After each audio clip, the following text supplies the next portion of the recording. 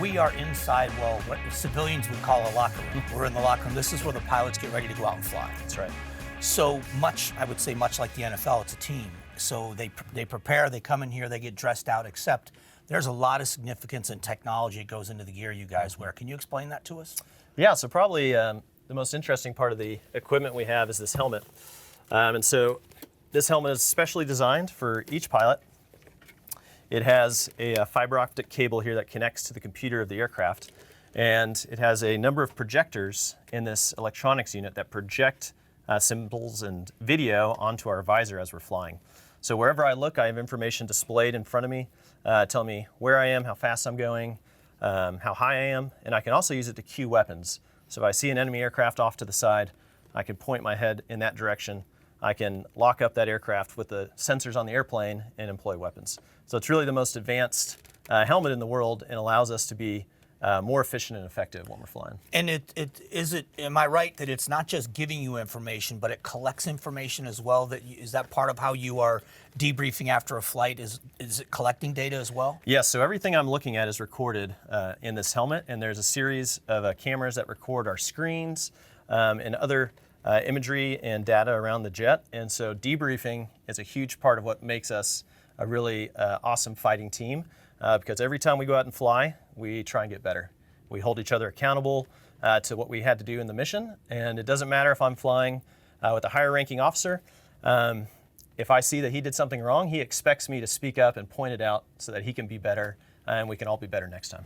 When you are doing this, how much time is spent in the air compared to on the ground beforehand preparing, and then on the ground afterward in a debrief? What's that time frame like? So when we fly, typically we're about an hour and a half airborne, and about 45 minutes of that is actually doing a mission, all right? And so beforehand, we may plan up to 12 hours for that 45-minute period, and we'll spend at least an hour briefing it in person prior to flying.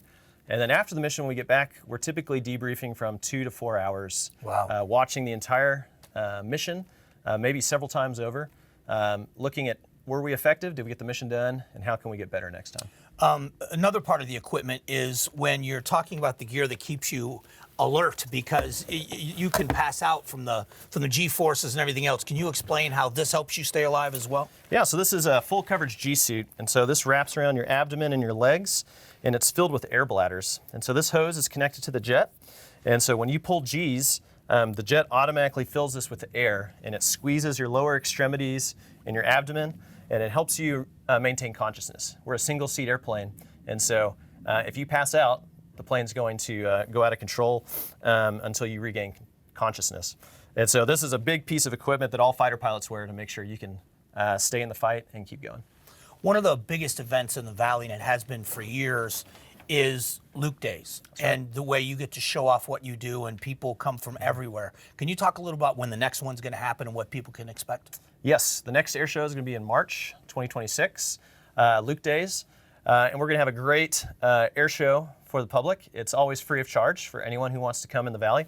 We're going to have an awesome science technology display and exhibitions from all sorts of universities and companies around the Valley and nationwide. And so it's going to be a great experience for our younger generation to come be inspired to maybe go into aviation, maybe go into the military, or just see where technology is taking us as a nation. And besides being a great recruiting tool, it also shows people in the Valley that aren't aware just what you do here and how massive your impact is.